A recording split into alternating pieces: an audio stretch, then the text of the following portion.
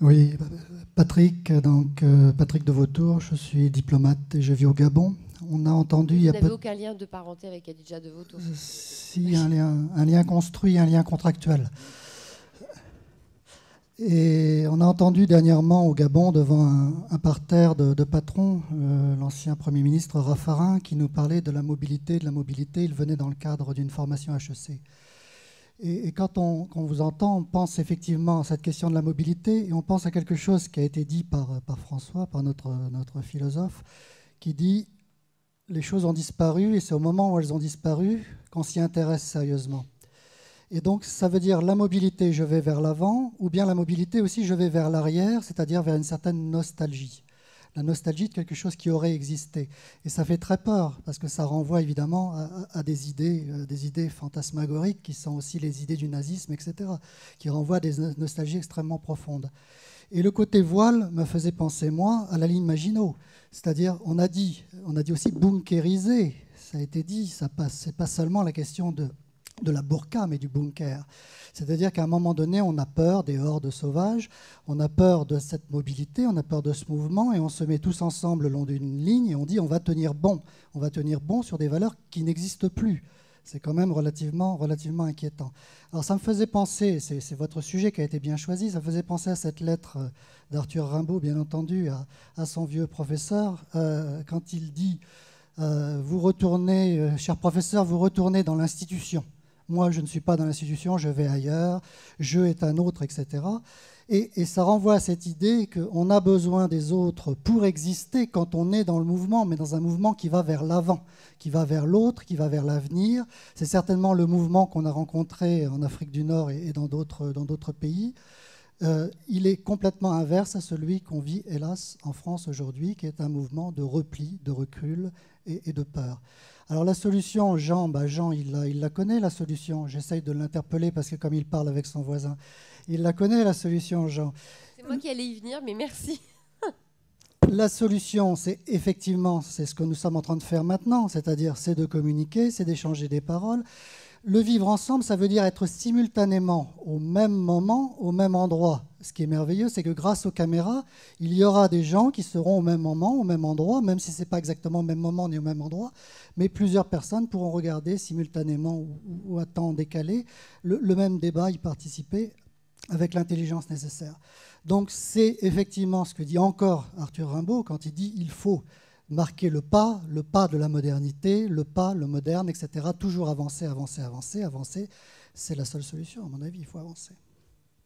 Avancer jusqu'où, François? Non, je ne sais pas, simplement... Oui, ça marche. Hein. Oui, ça marche. La fameuse lettre de Rimbaud, lettre au voyant et pas au visionnaire. Donc voyant, c'est être capable de porter son regard sur ce qui est et de percer dans ce qui est. On n'est pas dans le prospectiviste romantique décadent. Oui, ce que vous dites est juste, mais le problème, c'est doit-on se rattacher à des valeurs existantes, à des valeurs transmises par une tradition, ou bien est-ce qu'il y a des valeurs à construire? Et est-ce que ces valeurs à construire, est-ce qu'elles ne sont pas, d'une certaine manière, toujours problématiques? Est-ce qu'il ne faut pas se faire à l'idée que ce qui construit nos sociétés à venir comporte toujours le risque de la déliquescence? Il n'y a pas de garantie sur l'avenir, il n'y a pas de garantie sur le passé. Ça, c'est la première chose. La seconde chose, quand vous parlez de Rimbaud, moi je trouve ça très bien, parce qu'il y a chez Rimbaud, il y a un côté ensauvagé, il y a un côté puer aeternus. Voilà la jeunesse, c'est la jeunesse de Rimbaud. Et lorsque Rimbaud est parti, il a en effet offert son dos muré à la société vieillissante. Donc moi je suis extrêmement optimiste de ce point de vue-là. Je vois des objets de crainte, mais je vois aussi des richesses, vraiment des initiatives qui sont des initiatives de participation nouvelle. Et je crois qu'on manque un certain nombre de cadres mentaux pour analyser ça. Mais je le repère dans la manière même, dans ce qu'on pourrait considérer parfois comme étant des désordres, qui sont des revendications d'initiative, mais des revendications d'initiative qui ne s'inscrivent pas dans des pratiques instituées, des pratiques héritées. Marie-Josée?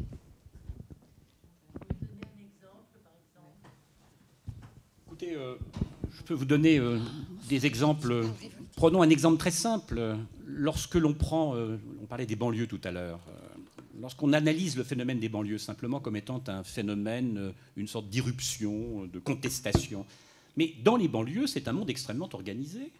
C'est un monde qui est organisé de manière souvent très originale. Il y a une langue, on le sait, mais il y a une façon non pas d'opposer des individualités, des jeux qui contestent, il y a des manières d'opposer des formes d'organisation, peut-être un peu floues, peut-être un peu libertaires, à un ordre dans lequel ils ne se reconnaissent plus. C'est la confrontation entre des ordres. On n'est pas un ordre qui est confronté à un désordre nouveau auquel il s'agirait d'apporter des solutions. Vous savez, ça me fait toujours rigoler quand on entend il y a un déficit du contrat social, on va essayer de renforcer le contrat social, on va exporter un peu de culture citoyenne. Ça n'a aucun sens. C'est pas comme cela qu'on répond à des discours et des pratiques qui sont des discours et des pratiques radicales. Il y a de la radicalité.